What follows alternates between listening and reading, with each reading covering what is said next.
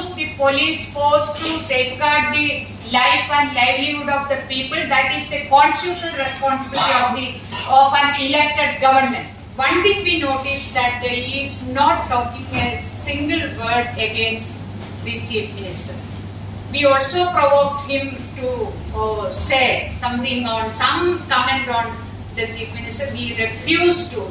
He did not say anything. That the inaction from the part of the government, particularly from the part of the Chief Minister, to control these clashes or this violence and bring back normalcy. No effort was made by the Chief Minister because he is part of that hidden agenda.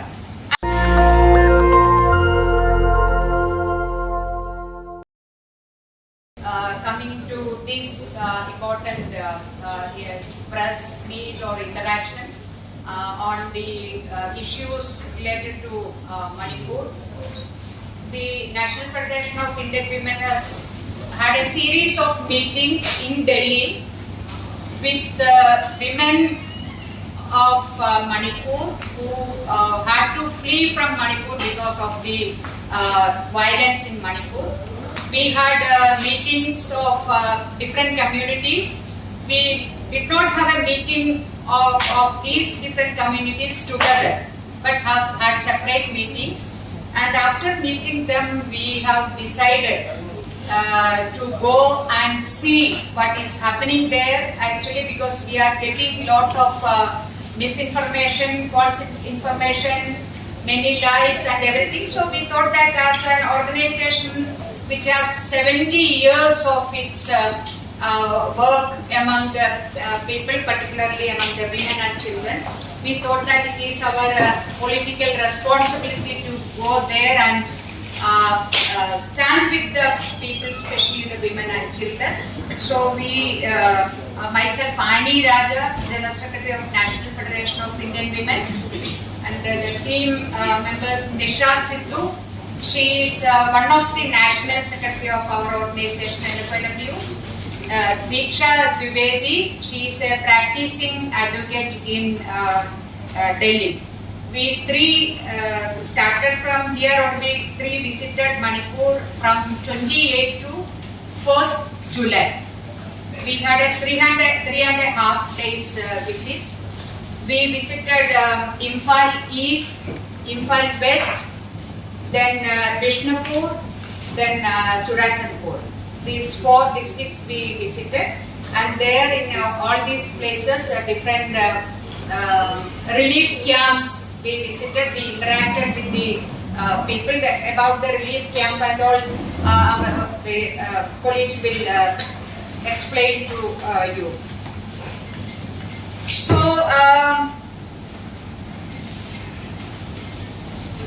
I would like to tell you what is the general observation in the beginning, so that after they all explain other aspects, we can have some more queries or discussions on this. The first and foremost thing that engulfed our team was, as we began our journey, was the sheer devastation of peaceful life.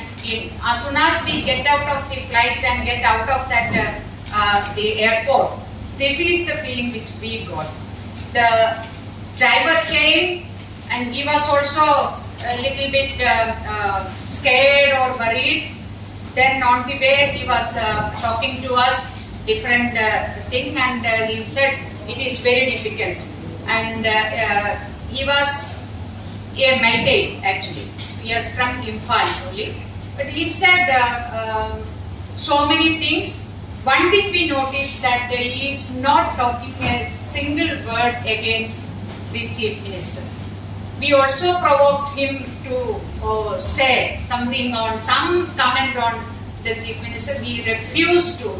He did not say anything against, or he did not have any anger on Chief Minister. This is the first experience of just out of that airport. Then what is occurring currently in Manipur is not, this is our observations we are sharing with you. it is not a communal violence, nor it is merely a fight between two communities. It involves the questions of land, resources, and the presence of fanatics and militants. It is not at all a communal fight or communal riot, or it is not at all a clash between two communities. Particularly we are hearing the Kukis and Meiteis. It is not. But there is larger politics behind this the conflict in Manipur. That is definitely, it has a role of the question of land and the land and resources, then presence of these fanatics and the militants. And the government, state government, particularly very shrewdly carried out strategies to materialize its hidden pro-corporate and fascist agenda, which has led to the current crisis. Exactly because of this is what we gathered from the interactions with the people, that the inaction from the part of the government, particularly from the part of the Chief Minister, to control these clashes or this violence and bring back normalcy. No effort was made by the Chief Minister, because he is part of that hidden agenda. And it is, people are now started talking about this. And what is happening in Manipur is nothing but a state-sponsored violence. It is a state-sponsored violence. Why we are telling this? Because we are witnessing, or we have seen the police, we observe the police. Police remain just as an onlooker, and they don't intervene. In front of their eyes, clashes are taking place. In front of their eyes, the people gather to go to some places. What we have witnessed, I will come to after some time. We will come to tell you what happened when Rahul Gandhi came there. We were there actually. So every time police remain almost just a silent spectator. And this also angered the people, whether it is the Meitei community or the Kuki community. So that is exactly because the government should have used the police force to safeguard the life and livelihood of the people. That is the constitutional responsibility of an elected government. They failed to do that. The violence that broke out on 3rd, that is what we all speak about and discuss among ourselves since long time in Delhi. But there was a clear backdrop of mistrust and anxiety that was being stoked amidst both the communities by the ruling dispensation at the state and center in order to precipitate a full-blown civil war-like situation. So it is not suddenly something erupted on 3rd May.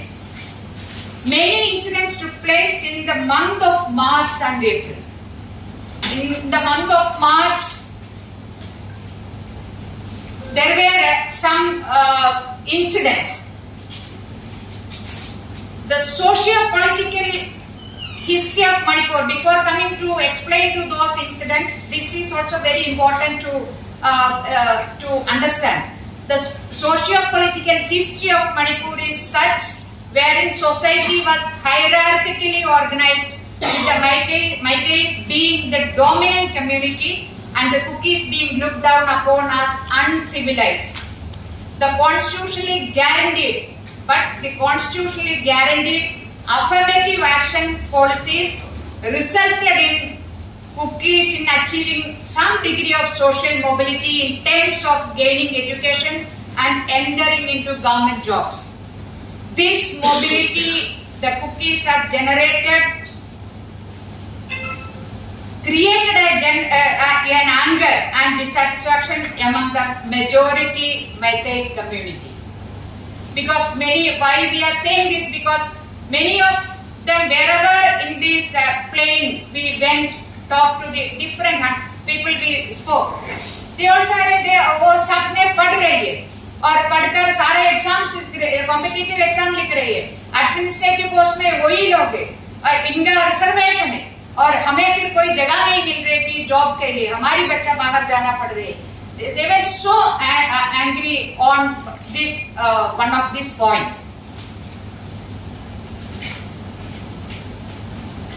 Instead of taking steps to safeguard the lives and livelihood of the people of Manipur, the government continues its provocative actions which further deepens the anger and rift between two major communities. The issues now we are the incidents which I am going to tell you 3-4 incidents. Number one is demolition of 3 churches. That was in Imphal, saying that they are in encroached land. But those one of the church priests we met, he said it is for years together we are having a patta on that land. But all of a sudden the police and the government officials came and they demolished our church along with 2 other churches, saying that these are all illegal encroachment. So keeping this in background, keeping these are the latest provocations. Actually in April 27, there was an open gym which was constructed by the state government and the next day, on 28th April, the chief minister was supposed to come, but the people said he need not come to our area, and some people burned down that open gym there. So it was very clear for the government that there were reports and there were indications that something is going to happen. So this 3rd May rally happened, and it was a peaceful rally. They concluded their that public meeting, and they said we were going back, and suddenly at 3 o'clock these clashes broke out. Actually, the miscreants and militants actually utilize the mistrust and the anger of both the communities to create such a violence in Manipur since May. This is what we observed after seeing so many things, after talking to different sections. We had a discussion with Meiteis, we had discussion with Cookies, we had also discussion with, we were in a Muslim village, and after all those interactions we have come to this observation that these are all state sponsored, and there was opportunity, there was enough time for the government to take all preventive measures to prevent such a large scale conflict, violence. What we have witnessed, the loss of life for so many. Even now we are getting informations from both the communities actually, the death which happened, the killings which happened yesterday. National Dastak की आपसे गुजारिश है कि अगर इसको बचाना चाहते हैं तो नेशनल दस्तक को सब्सक्राइब करने के लिए रेड कलर के सब्सक्राइब बटन को दबाएं, फिर बेल आइकन की घंटी दबाएं। नेशनल दस्तक को बचाने के लिए बहुत जरूरी है कि हर खबर को शेयर करें, लाइक करें, कमेंट जरूर करें।